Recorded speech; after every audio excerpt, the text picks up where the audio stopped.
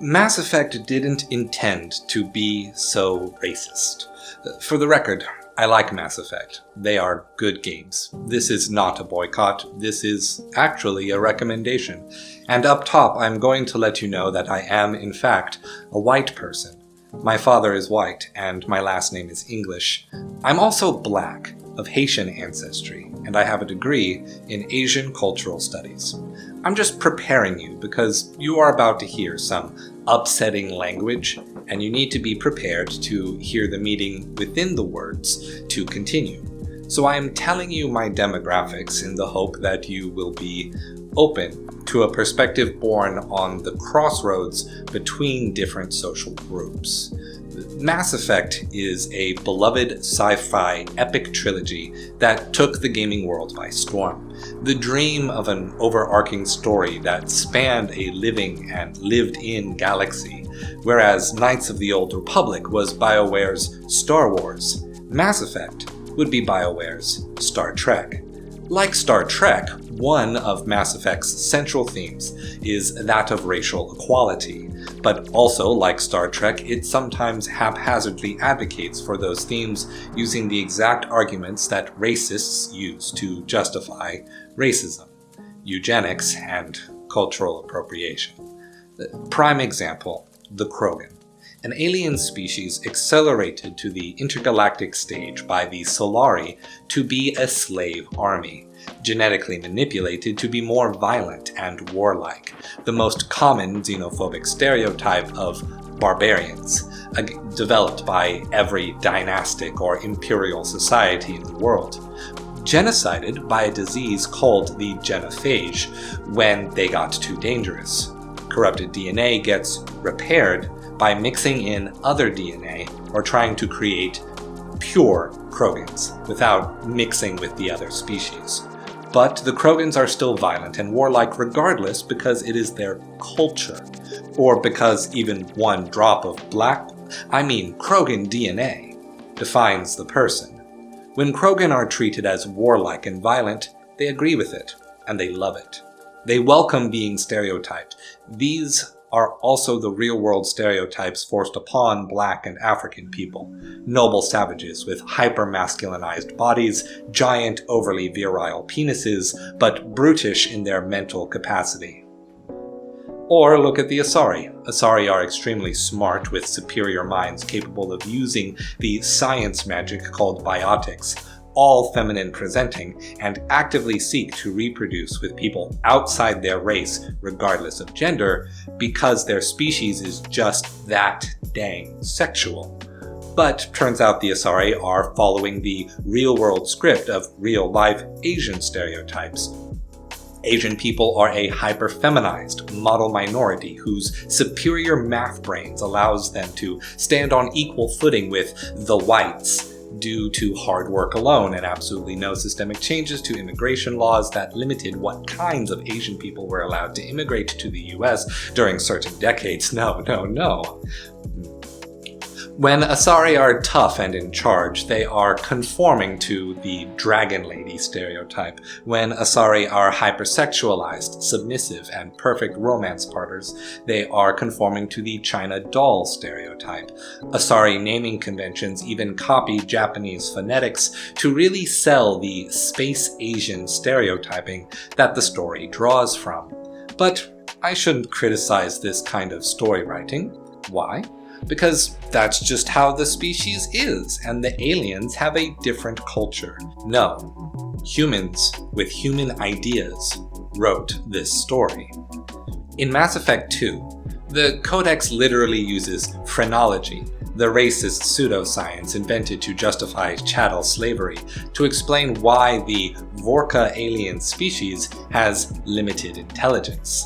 This is, plain and simple, eugenics logic.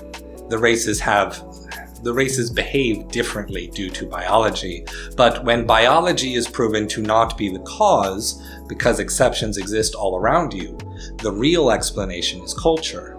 But don't worry, because for the eugenicist, culture is the result of biology and DNA. It's a watertight, self-protecting catch-22. Or perhaps you could call it a self-justifying cyclical argument. A is actually B, but B is actually A, so the eugenicist gets to say either A or B, depending on which one keeps them from facing social consequences for harmful ideas. But hey, it's not all bad. In fact, the vast majority of stories and world building in Mass Effect are good. Like I said, I like these games. I recommend them to anyone. Plenty of storylines have a moral of, hey, that's racist and racism is bad. Hashtag not all Krogan. Hashtag not all Asari. And the like happen all the time for every single alien species, except for one exception. Yet the moment-to-moment dialogue, the world building, and the setting asserts that stereotypes and overgeneralizations are true, even as soon as immediately after the racism is bad morality lines. Character and personality are defined first by genetic personalities, secondarily by cultures that are identical to the genetic personality, and only third by individual character traits that are treated as exceptions that prove the rule. When you find an exception, you should consider that your hypothesis may in fact be wrong. That would be the scientific method. Pseudosciences like phrenology and eugenics ignore the scientific method in favor of winning culture wars. Mass Effect wants desperately to tell the stories of people overcoming the bigotry of space racism at every opportunity they can find. Unfortunately, they established stereotypes of the various alien species as scientifically true, according to the lore of the story, and did so along the schematics of the real bigotries people face every day. Thus, even as they strive to say bigotry is bad, the setting asserts that bigotry is correct far more often than moral conclusions of quest lines. Oh, you're wondering about that one exception to this rule. Well, my friends, let me introduce you to the Mass Effect alien species known as the Batarians. Batarians are known for one thing by all the other species of Mass Effect. They love slavery.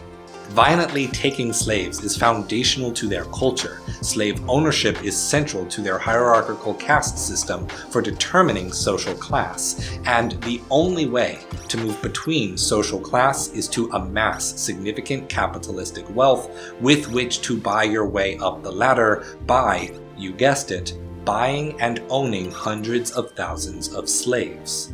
The Council, which acts as the intergalactic Star Wars Senate, or more appropriately Starfleet Command, has outright banned slavery, except for on one planet where it is called indentured servitude. And Batarians are absolutely appalled at how their pro-slave culture would be so discriminated against. Don't worry. Well, don't forget the eugenics logic, though. Slavery may be their culture, but culture emerges from their genetics. So if you think about it, Batarians are actually the most oppressed race for not being allowed to rightfully oppress other aliens. There are no #NotAllBatarian quests to follow in the whole of the Mass Effect trilogy. Now take a moment and think about what real-world race is most known for creating the largest, more than 200-year spanning, chattel slavery trade system in all of human history. Now I ask, does that offend you? If white people being depicted as Batarians is offensive to you, but the stereotypes used to create the Krogan and the Asari are not, you have some reflecting to do about your own relationship with racism. Meanwhile, in the real world, geneticists never argue that DNA is responsible for personality or culture. There is no through line of causation between race and ethics, and plenty of twin studies exist to show broad and acute distinctions between people with identical DNA. Sociologists and anthropologists view culture as a constantly changing progression of macro-cultural narratives with innumerable localized cultures and countercultures fueling that change, and that every individual responds to their cultures by defining for themselves whether they agree with or disagree with those values and traditions. You cannot determine the value of any person by their race, nationality, nor creed. But, on the other hand, internalizing the racist stereotypes, internalizing the mere belief in race, is the greatest victory racism ever won. Finding justifications to believe that race replaces heritage, nationality, culture, humanity, and individuality. In that sense, Mass Effect, trying and failing to overcome these problems, is very realistic. Stay true.